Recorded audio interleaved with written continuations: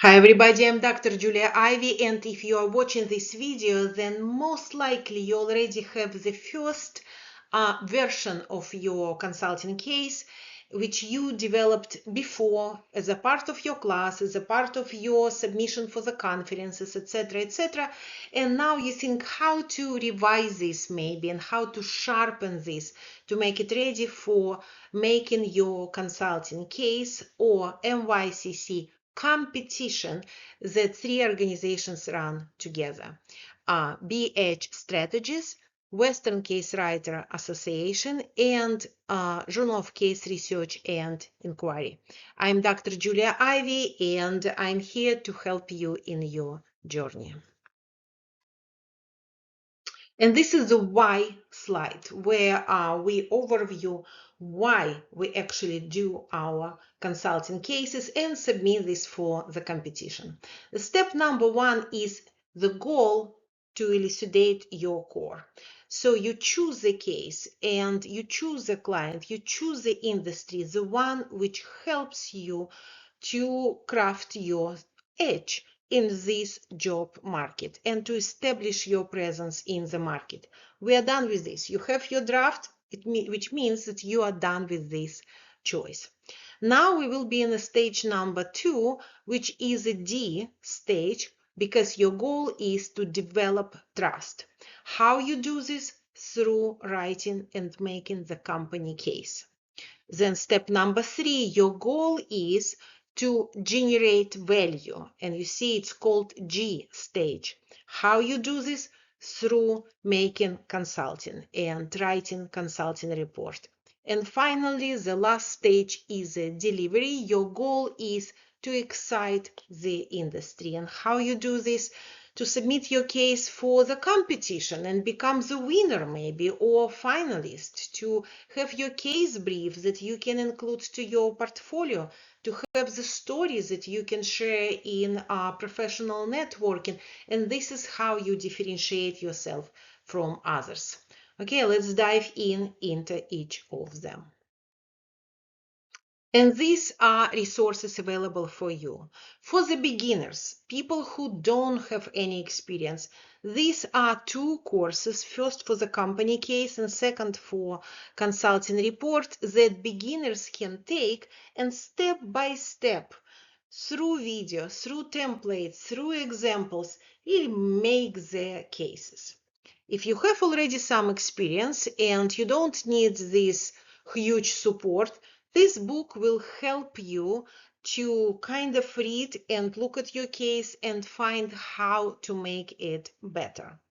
And finally, if you are experienced case writer and you just want to know what exactly must be here for the competition, follow these links and you will find the structure what we are going to we need for this case.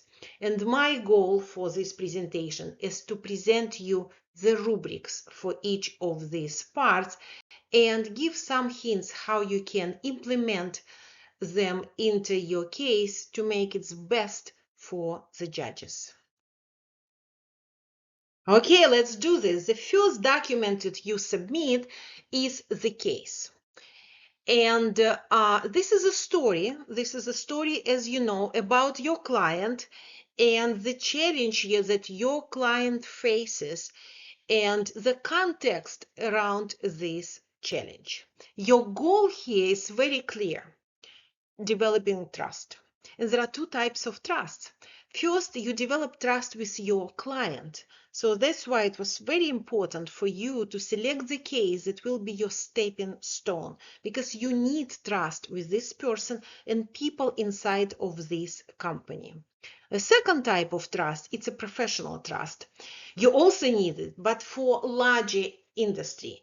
And this professional trust demonstrates that you are part of this professional community, that you speak the same language, that you understand the details of the industry, that you understand the local markets, and they can talk with you as equals, as professionals.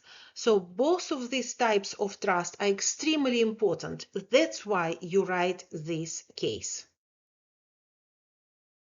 So on the right part of this slide, you see the structure of your case, the challenge, the background, company, industry, local specifics or local market, the situation, and the decision to make. Make sure that your case have all these parts. On the left part of the slide, you see 3 rubrics that judges will use when they evaluate your case. Case focus, quality of data, and presentations. Let's dive into each of them. So, rubric number 1, the focus of the case. Where judges look? Judges look at the beginning of your case and at the end of your case. You frame your case with the focus. You first define the focus in the challenge through 5 W's, and you see them on the case. And again and again, I repeat that your protagonist, your client, it's the center of your case. You write this case for the client and about the client. So make sure that it's very clearly defined. And at the end of the case, you finish this with a closing hook where you summarize kind of what the case was about and define the questions that need the answer, and just add here a little bit urgency and the stakes why solving this case is so important. So the beginning at the end, and before the closing hook you can add the situation of what happened right now, right before the decision, and why it's such important and what involved parties actually think about this, and of course add the quotes. So focus of the case, begin at the end, it's a rubric number 1. And the rubric number 2 is the quality of your data. And the quality of data is defined what kind of trust you actually develop. As you see in this table, you have a light green at the beginning and at the end, right? The challenge, the situation, and decision to make. You develop your personal trust. So you use qualitative data, quotes, photos, photos of the client, photos of the building, photos of everything what you want to show, and quotes, quotes, quotes. How you get this data? Of course, through interviews. However, the largest part of the case is the background information, background on the company, background on the industry, and background on the local market or regional specifics. What you include there depends on the challenge, depends on the case. I include to this table some information that I recommend people who I help with the cases, because most of the cases I work on are strategy cases. So you can see the information that we include. However, if your case about organizational leadership, about ethics, about technical communication or organizational communication, you might not need all this information, but it must be data. How you present data, and you see this is a dark green circle around this, you present it very data driven. Just find information on websites, what's the industry competition, what's the industry life cycle, what's the industry market size, what local specifics, maybe include map, everything what will help us understand the background, and most important, to develop trust to you that you understand this industry, that you speak industry language, and you know what local specifics are about. Instead of talking general stuff, you actually understand how this industry and market operate, and this is your goal.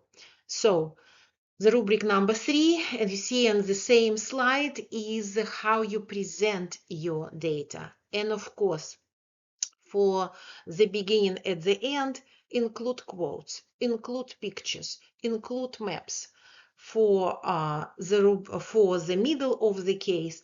Also include numbers, also maybe map, but a different map, and graphs. Any graphs would be good. Tables show us that you are professionals. So rubric number 1, focus. Rubric number 2, quality of the data. Rubric number 3 is a presentation. And there is no surprise that typical mistake actually relates to the structure of the case and our 4 rubrics. And now I'm talking with you as an editor and as a reviewer. And when you look at many cases, you kind of find these mistakes that repetitive, and it's easy to avoid them if you know them. So number 1, structure. Every single case must start with a challenge and end with a decision to make. You can call this whatever you want, but this is the beginning, this is the end, and all background in the middle. Background itself might be in any order. You can start with the industry, you can start with the market, you can start with the company, you can put situation in the somewhere in the middle. It's whatever works for your case, because it relates to your, it must be relevant to your challenge. But again, don't forget, at the beginning, opening hook, at the end, closing hook. Rubric number 2, or typical mistake number 2, focus is not clear. So the opening must have 5 W's, must have. Otherwise, you kind of confused, like, who is the protagonist? What's the problem? What is all about? At the very first paragraph. In the case, we call this the power of first paragraph, because you set the stage at the beginning. Make sure that you set this stage. And again, you kind of mirror this at the very end.